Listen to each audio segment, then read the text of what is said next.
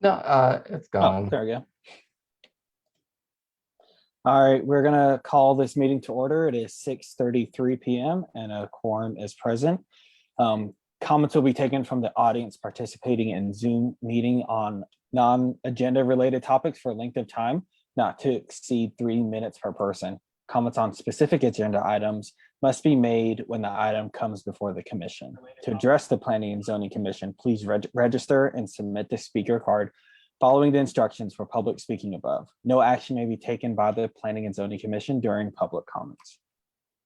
Item 1, conduct a public hearing on a rezoning request for 2.13 acres, more or less, Lot 4, Bluebonnet Business Park, Section 1, and being located at 15721 US Highway 290 East from Agricultural A to Heavy Commercial C3. Sure. So this one, this property, it was annexed back in 2017. And that's why it has an agricultural zoning. That's the default zoning after annexation, if nothing's requested at the time. And they've since come in, they came in, or not this particular applicant, but previous one requested light industrial, which was denied. This one is for heavy commercial, was for the initial application. And staff will be recommending medium commercial, which is consistent with what most of the commercial on 290 is already zoned. If you're looking at the map on the screen, you can see it there. There's a couple parcels to the west that are zone C2 as well. We did receive 2 letters from adjacent property owners, one from a Mr. Mercer and another from a Mr. Amos. And those are, one was in your backup you got earlier, and one was received today that was sent out earlier. And Mr. Mercer opposed any commercial designation. He felt that it was a residential subdivision that commercial uses weren't appropriate for. And then they had concerns about the drainage. There is a drainage channel that is on the east side of this tract, which flows south. And then Mr. Amos, who owns the property next door, he is also the director of the Bluebonnet Neighborhood Association. He opposes a C3 but supports the C2 designation. And then the applicant is here too if you have questions for them.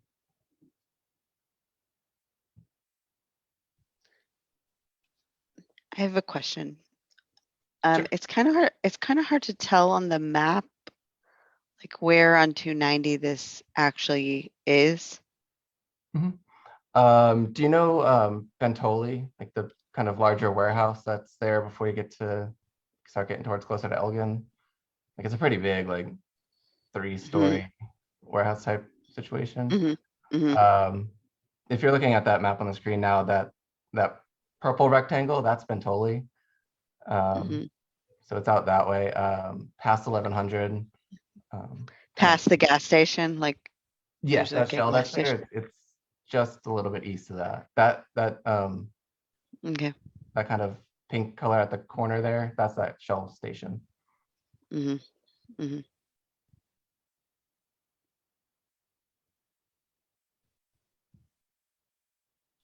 it obvious why they're applying for C3 instead of C2 anyways? Will this prohibit them from doing what they wanted to do from the whole beginning? No, it's just C2 has more limited outdoor storage that you're allowed to do, but they weren't really planning to do that anyways. But C2 is more consistent with just retail and just smaller format, or not smaller format, but not industrial stuff. So kind of just I guess a way to explain what they're proposing, which again it's sort of a contractor's shop, but I believe it's like a glass installer. So there's an existing home there that they're going to convert to their office and then build a small warehouse to store the fabricating materials and the glass that they'll go install with. And so it's, you know, they wouldn't have a big outdoor operation. It's not an actual industrial type use. It's just a contractor shop is how we kind of classify it in the code. And so they're not, it wouldn't be big machines or anything of that nature. And so C3 is a combination of those C2 uses plus light industrial. So it's our most permissive zoning category. And so that was kind of the initial request, but it is still allowed under C2.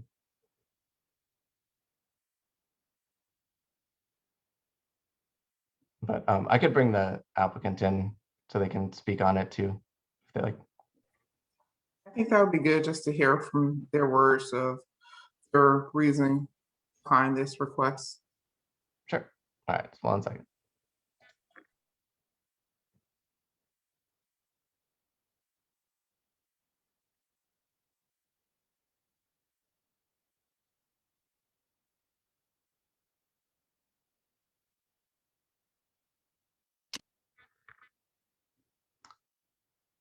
Hi, Rika, are you available?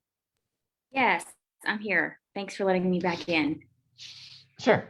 Yeah, and so we were just kind of going over the proposed use that your client or whomever was looking to do. But you may have heard it on the live stream, if not, but that's kind of what they're going over. And if you just wanted to, you know, fill in more information or just go over it again with the commission, like why the request was for like C3, or I guess we've talked about C2 as well. So Yes, so the main focus for this property is so the company is called the Glass House, and they want to use this property mainly for their offices. They're going to use the existing building for office space, and they're wanting to put a metal building in the back. And that's what the rezone is for. So they can use that for indoor storage for glass because they're a glass installation company. So that's the request. That's the reason request. I wasn't privy to the live stream because I couldn't find it. But so specific questions, I'm happy to answer them.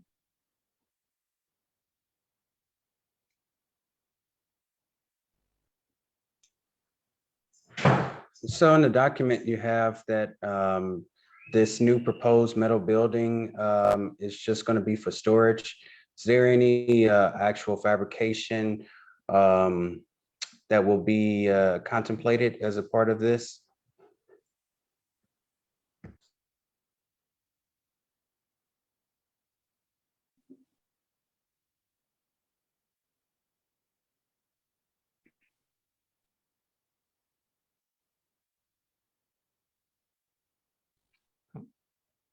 your audio is cut out a little bit. Oh dear. Okay. Oh, you're good there. No fabrication, only storage.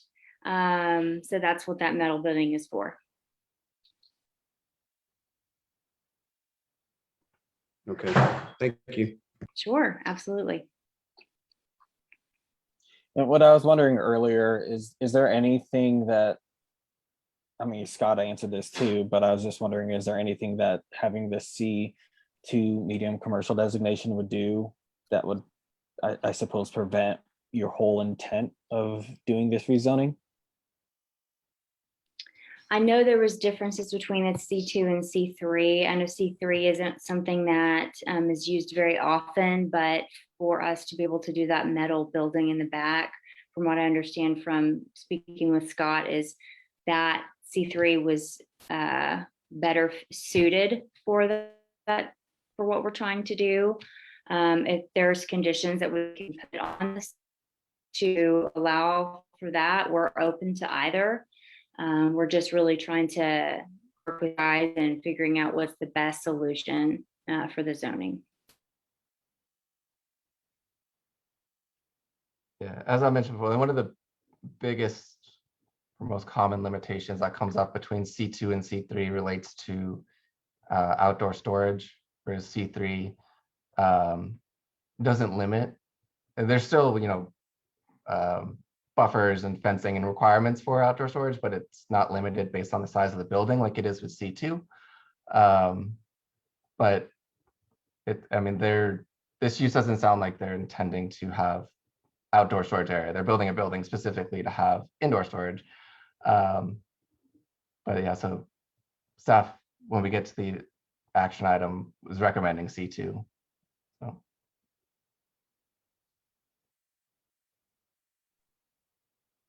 Okay, thank you. Does anyone else have any questions here? If not, can I have a motion to close the public hearing? I move to close the public hearing. I'll second. Sorry, 1 second.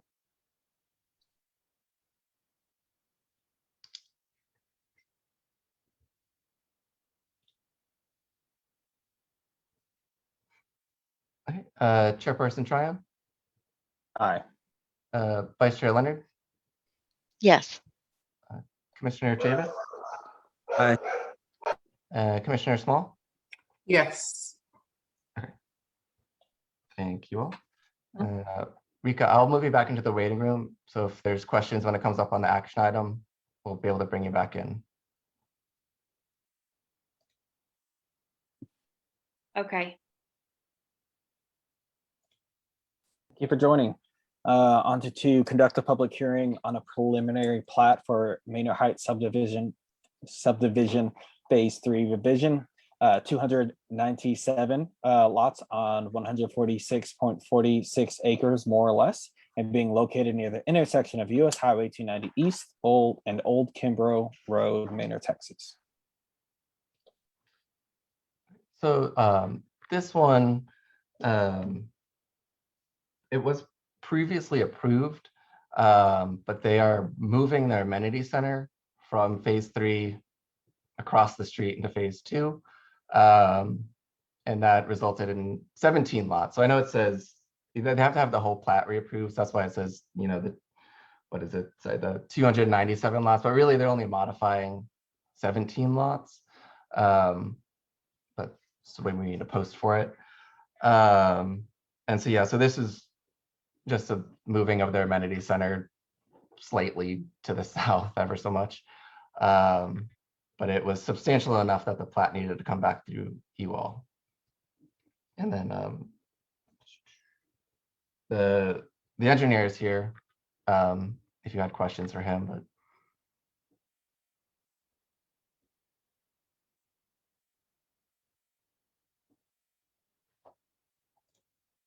Does anyone have any questions on this one?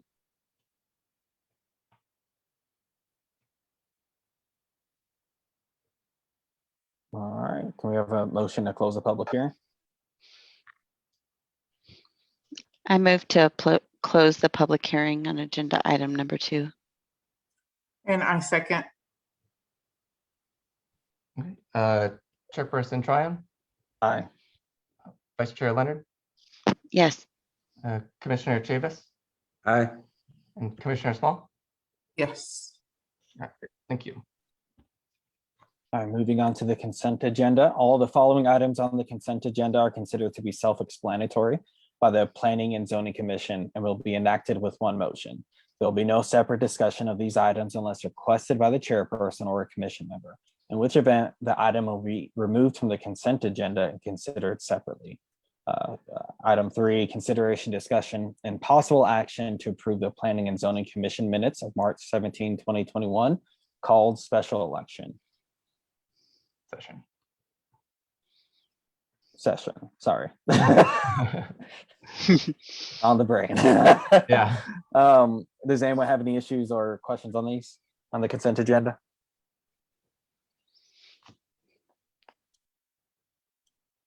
All right, can I have a motion to approve? I make a motion that we approve the consent agenda and the minutes from March 17th. Second. Okay. Chairperson Tryon, Aye. Vice Chair Leonard, Yes. Commissioner Chavis, Aye. and Commissioner Small. Yes. Thank you. All right, moving to the regular agenda, consideration, discussion, and possible action on a rezoning request for 2.13 acres, more or less, Lot 4, Blue Bonnet Business Park, Section 1, and being located at 15721 US Highway 290 East from agricultural A to heavy commercial C3. Yep, and this was the one that we had discussed with the applicant, and staff is recommending C2 medium commercial. So Scott, the applicant did mention regarding the building that they're building behind may be impacted from a C2 to C3 zoning. Do you recall that, or is the C2? No, it shouldn't be impacted. We have the same architectural standards regardless. It may actually, I'm trying to think, it may be beneficial because there may be larger setbacks in C3 versus C2, because obviously C3 has those industrial type uses, and within our code, agricultural, so like the adjacent properties, is considered a residential land use because you can have a home on it. And the setbacks between commercial and residential are greater than commercial next to commercial. And so C3 heavy commercial likely has larger setbacks than C2 because you could potentially have light industrial type uses. So C2 may actually, in terms of their building and the buildable area, may be more beneficial to them. And then, like I said, it's still the same architectural standards for what we can require.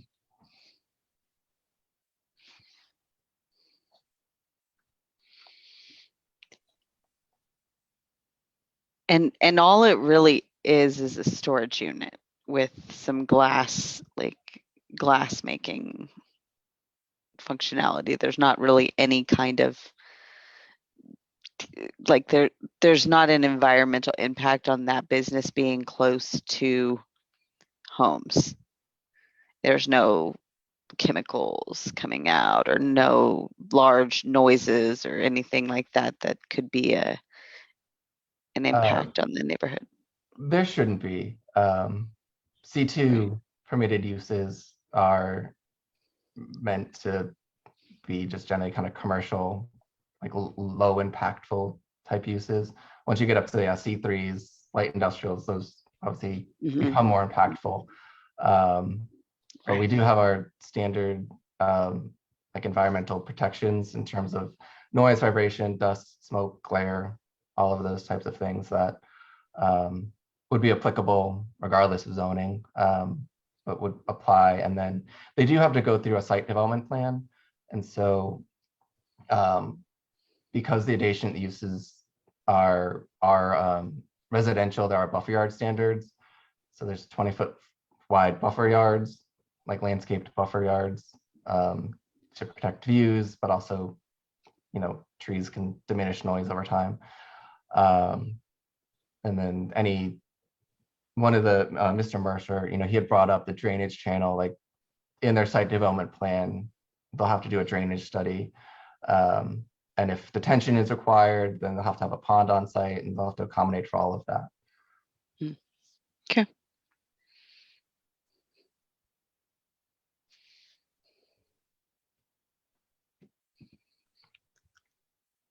So then if there's a motion, we need to, because either what they're asking for and what you're recommending is different. So then if we're going to make a motion, then we just need to make a motion on what we recommend rather than like a motion to deny what they want. Correct. Yeah, Right. you would just motion for what you feel is appropriate. Yeah, I'm feeling the C2 is the better for me. Like, I think that's the better option. Gonna put forward the motion. Sure. I move that we approve a C2 designation for agenda item number 4.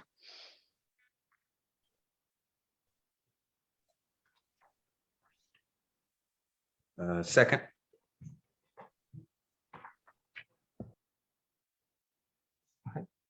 Chairperson Tryon, Aye. Vice Chair Leonard, Yes. Commissioner Chavis, Aye. and Commissioner Small. Thank you all.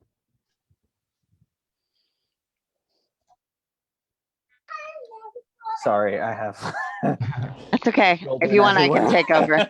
I'm Well, gonna I take can read over. it. I'm gonna go dark again. It's Okay. 5, right? Yep, number 5. All right, consideration, discussion, and possible action on a preliminary plat for Manor Heights subdivision Phase 3 revision, 297 lots on 146.46 acres, more or less, and being located near the intersection of US Highway 290 East and Old Kimbrough Road, Manor, Texas.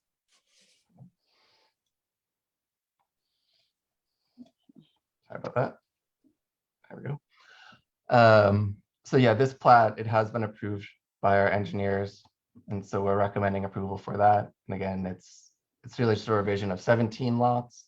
I'm not sure if you can see it on the screen. Down here at where Old Kimbrough is going to be, there's a clouded area, and that's where their amenity center previously was, and they're moving it just across the street into phase 2. But again, our engineers have approved the revised plat. This is on the other side of 290, right? So like the presidential side of 290, or I mean, yeah, the presidential side of 290 on Old Kimbrough. Yes. Yeah, it's on the north side of 290. Okay.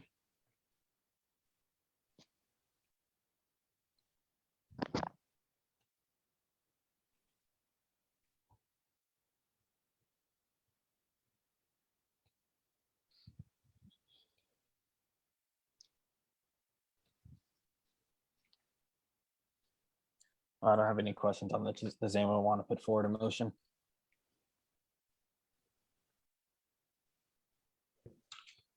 I move to approve the preliminary plat for Manor Heights subdivision, Phase 3 revision. 297 lots on 146.46 acres, more or less, and being located near the intersection of US Highway 290 East and Old Kimbrough Road, Manor, Texas. I second.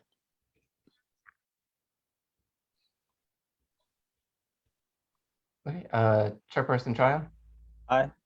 Vice Chair Leonard, Yes. Commissioner Chavis, Aye. and Commissioner Small. Yes. Thank you.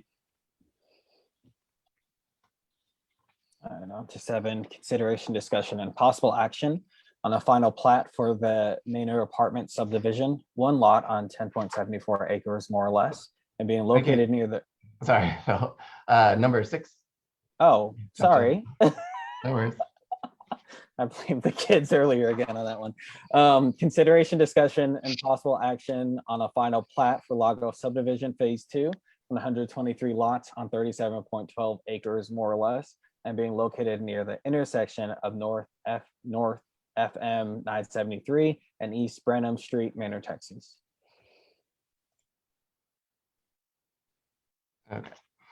So this final plat, it has been approved by engineers, so we're recommending approval. And I mean, out there, I think we've already got all the streets and everything in, I believe. But yeah, it's been approved by our engineers, and so we're just recommending approval of that.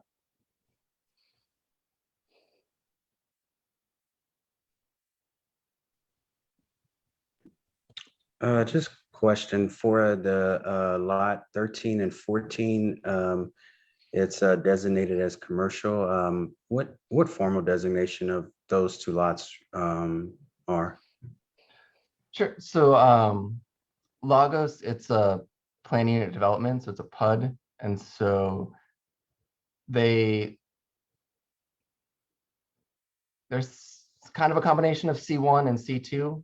So it's not, if memory serves me right, it's not everything that's allowed in C2, but it's a good chunk of it. And so it was a couple years ago, I think, when that PUD was approved. And so the particular land uses for commercial that are allowed there are allowed by the PUD that's already in place.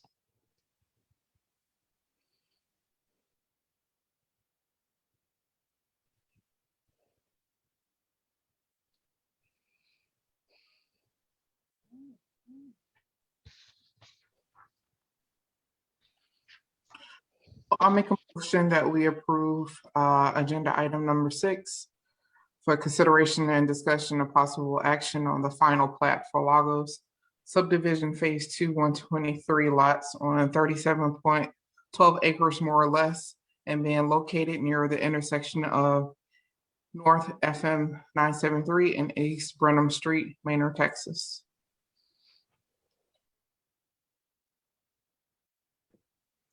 Second. Chairperson Tryon, Aye. Vice Chair Leonard. Sorry, can you repeat that, Julie? Sorry, me and my dog say yes. Okay, very good. Commissioner Chavis Aye. and Commissioner Small. Yes. Great, thanks. Okay, now on to 7. Consideration, discussion, and possible action on a final plat for the Manor Apartment subdivision, 1 lot on 10.74 acres more or less, and being located near the intersection of US Highway 290 East and Greg Manor Road, Manor, Texas.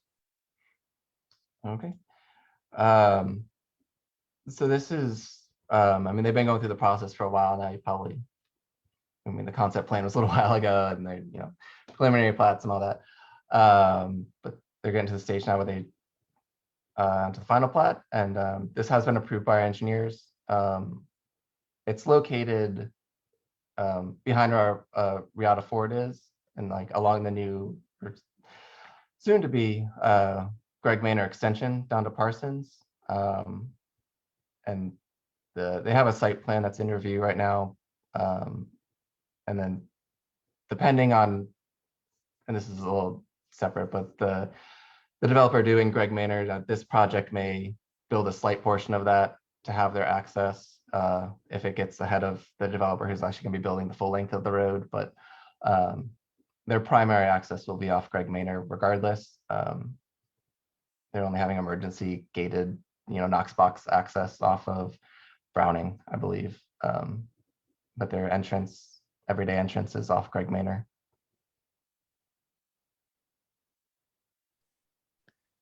This is different than the apartments that we're going to go across the school.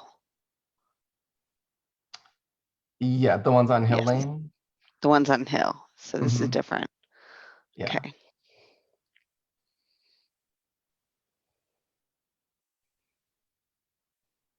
How many apartments is this going to be?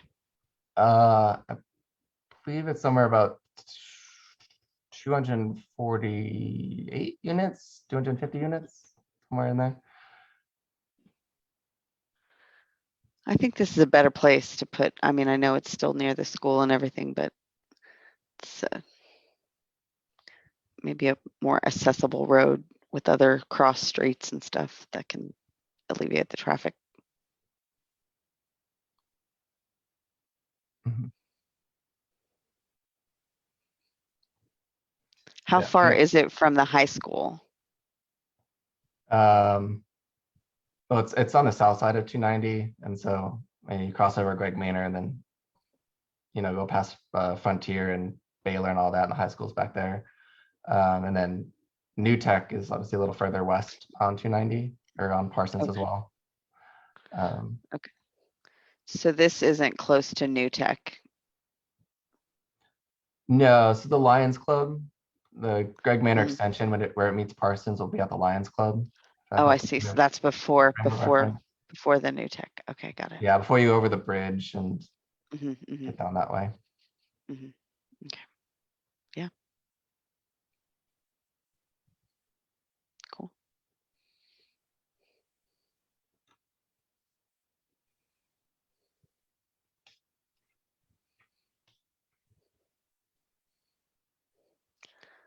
I make a motion to approve agenda item number 7. Second. Chairperson Tryon, Aye. Vice Chair Leonard, Yes. Commissioner Chavis, Aye. and Commissioner Small. Yes. Thank you. Item 8, consideration, discussion, and possible action on a coordinated sign plan for Lexington Center located at 11 US Highway 290 East, Manor, Texas. Sign plans. Those are always fun. Yay. So I do the whole thing in here. If you know, right at the corner of Lexington and 290, you can see there's, Cricket, Domino's. There's a new like Urban Liquor and Smokeland, I think they call it, Urban Smokeland, Mhm. and Poblito Express. So it's a little multi-tenant shopping center that normally multi-tenant centers have to have a uniform sign plan. This one kind of predated that stuff, but they wanted to change their pole sign. So right now they're the freestanding monument sign. It's kind of shorter. It's lower than what they're allowed to do, and we've told them, in order to do that, we want you to have a uniform sign plan for your development. And so that's what they've submitted. And I reviewed it, and staff's approving it. We said it met the requirements that we asked of them. And so they are proposing, a 30-foot high multi-tenant sign here, which that's okay. 30 foot is the maximum height for a pole sign on 290. And I could go through it with y'all. And the location is the same place.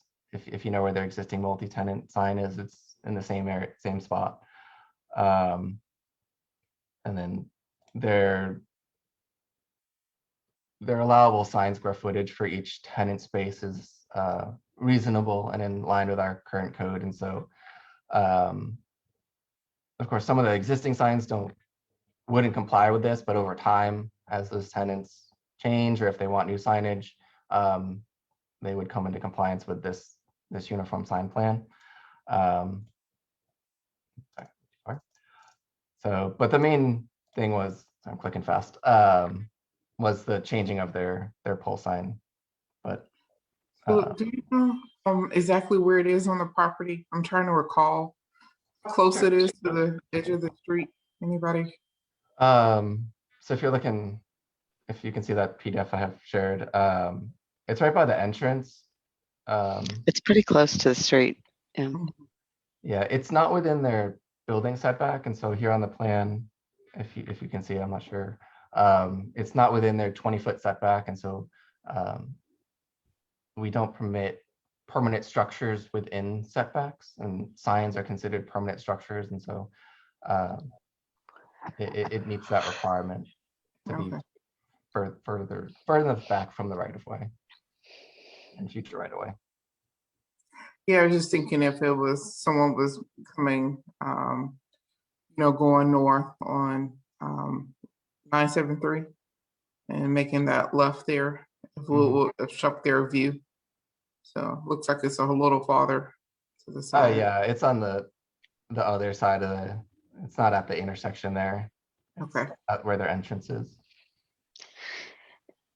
I think it's good because I always miss their sign because the Sonic and like all the other things that are kind of going on right there. So I think it'll be good to have something higher up so you can see it amidst all the other things that are going on there.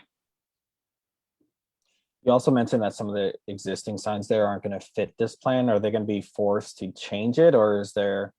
Okay. No, not at all.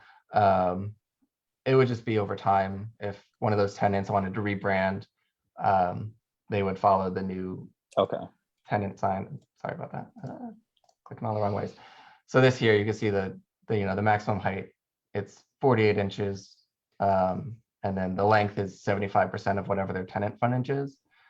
And so if Domino's or whomever said, "Hey, I need a new sign," I say, "Okay, here are the regulations for how you can do that." But no one would be forced to change if this were approved. Unless it was a new person coming in. Yes. Yeah. Any new sign, if this is approved, any new sign from now on would follow these guidelines and the rules. I'll make a motion unless anybody else have any questions. Okay, so I'll make a motion that we approve agenda item number 8 for consideration, discussion, and possible action on a coordinated sign plan for Lexington Center located at 11211 US Highway 290 East Manor, Texas. I second. Chairperson Tryon, Aye. Vice Chair Leonard, Yes. Commissioner Chavis, Aye. and Commissioner Small. Yes. Okay, thanks.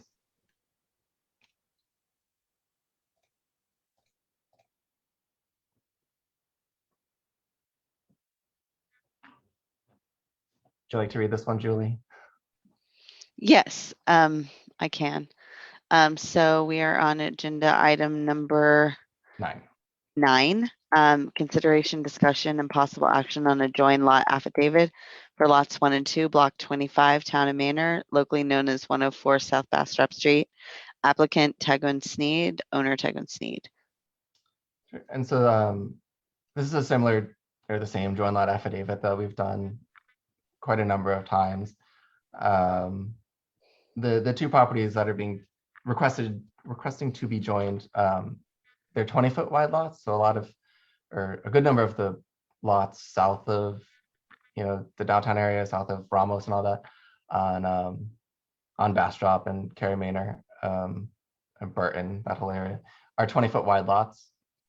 And so this one has an existing home that's placed sort of in the middle, which is fine. It's what it is. But they filed an application for an accessory structure to have a shed on their property. And again, sheds can be within setbacks to a degree, but not, all the way or on top of one.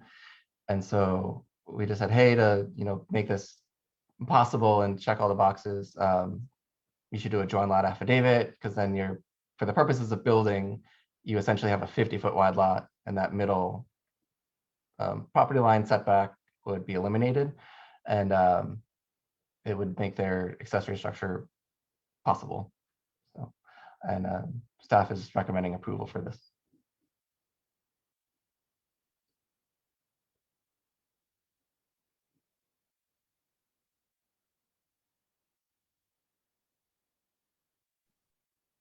Sorry about leaving earlier. I had to run out for the kid, but does anyone have any questions here? If not, we can have a motion to approve.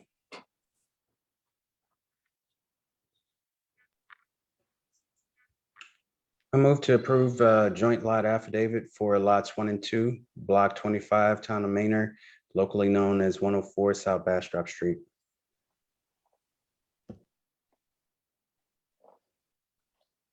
Second. Okay. Chairperson Tryon, Aye. Vice Chair Leonard, Yes, and we got your back, Dad. We got your back.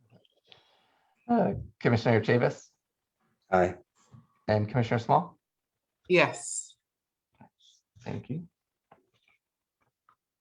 Great. Can I have a motion to adjourn? Move to adjourn. Second. Third. All right, Chairperson Tryon, Aye. Vice Chair Leonard, Yes. and Commissioner Chavis, Aye. and Commissioner Small. Great. All right. Well, thank you all. Have a Will great- we Well, thanks, move everyone. to in person, Scott? Like at some point? Yeah, right now there's still the governor's order that allows for non-in-person meetings, and City Hall is still closed to the public. And once, the mayor and council and city manager decide to change that, we'll let you know. But for now, we're Okay. still going the Zoom route. Okay. My son needs his book signed by his favorite author. Yes, you. So we need to make that happen. Okay. Cool. All right. Thank you all.